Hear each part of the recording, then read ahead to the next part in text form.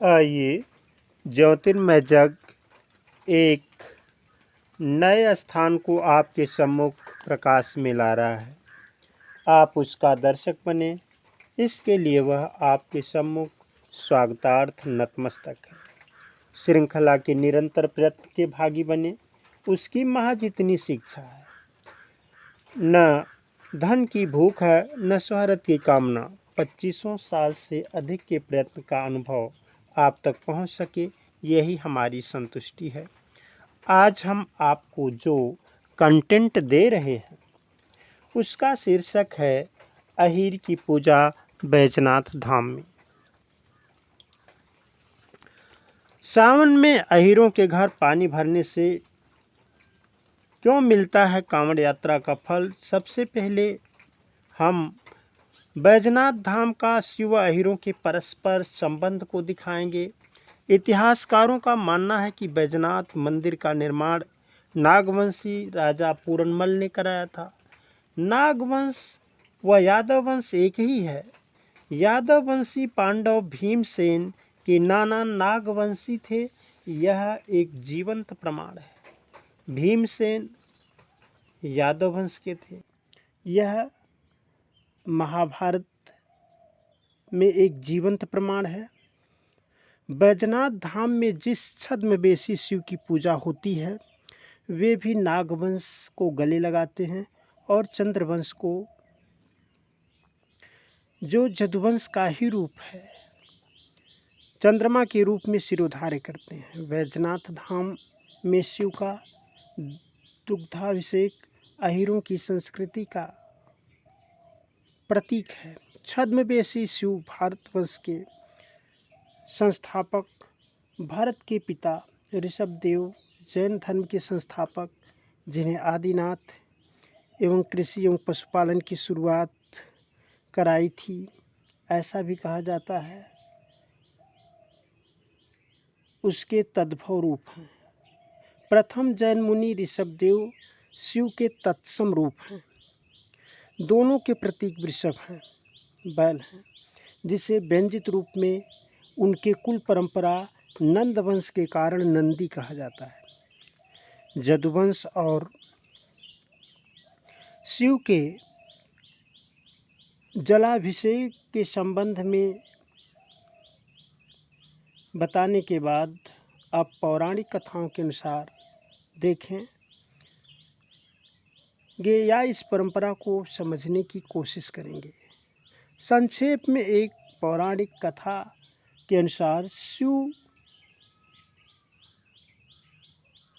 का भक्त बिरजू नाम का एक चरवाहा रोज स्नान के बाद जैसे लोग शिव की पूजा को जाते थे और शिव को जल चढ़ाते थे, तदुपरांत भोजन करते थे, उसी क्रम में बिरजू नित्य प्रातः क्रिया निवृत्ति के बाद स्नान करके शिव की प्रतिमा को 7 लाठी मारता था, फिर भोजन करता था।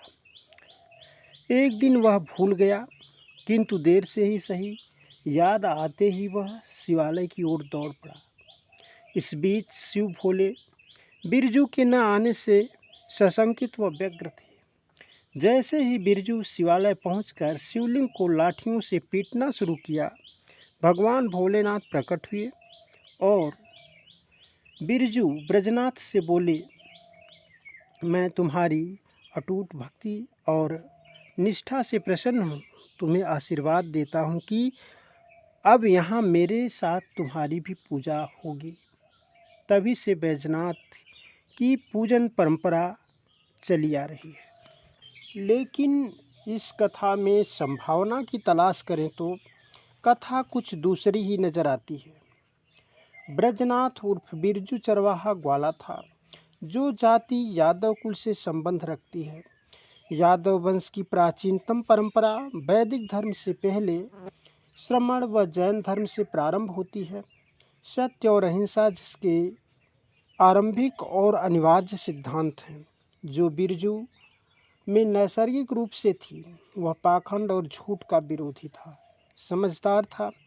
वह अपने ऋषभदेव के शिव विरोधी, हिंसक, त्रिशूलधारी, छद्मवेश शिव के पाखंड पूजा का विरोधी था। उसका कहना था कि त्रिशूलधारी हिंसक तांडव करने वाला अशिव रूप शिव हो ही नहीं सकता। यदि है तो पाखंड है। इसी पाखंड को प्रमाणित करने के लिए बिरजू शिवलिंग को रोज लाठियों से पीटता था। अंधभक्त लोग नित्य जब स्नान पूजा करके शिव को भोग लगाते थे और तब भोजन करते थे, उसी समय बिरजू शिवलिंग को पीट कर लोगों को दिखाता था कि न मेरे पीटने से मेरा कुछ बनता बिगड़ता है और न आपकी पूजा पाठ से आपका कुछ बनता बिगड़ता है। इसके पीछे की सारी कथाएं झूठी हैं, ठगी का माध्यम है। बिरजू की इन शिक्षा का क्षेत्रवासियों पर, ग्रामवासियों पर गहरा प्रभाव पड़ा और उसके अनुयायियों की संख्या बढ़ने लगी। लोग शिव की बजाय बिरजू की पूजा करने लगे। धूर्त, पाखंडी, ईर्ष्या देश बस बिरजू को बदनाम करने की साजिश करने लगे। जलन बस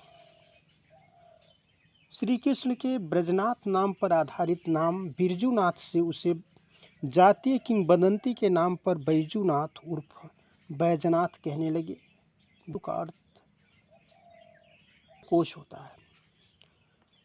बिरजू की मृत्यु के बाद पाखंडियों ने बैजनाथ के मंदिर में शिव की प्रतिमा को रखकर शिव की पूजा बताकर फिर से जनता को भ्रमित कर लिए। अतः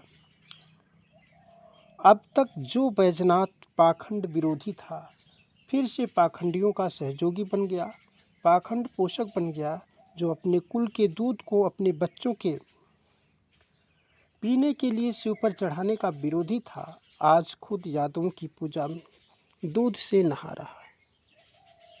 तो आज का वीडियो हम यहीं समाप्त करते हैं। जब तक दूसरी वीडियो में लौटते हैं तब तक के लिए आज का वीडियो हम नमस्कार, समाप्त करते हैं। धन्यवाद। नमस्कार।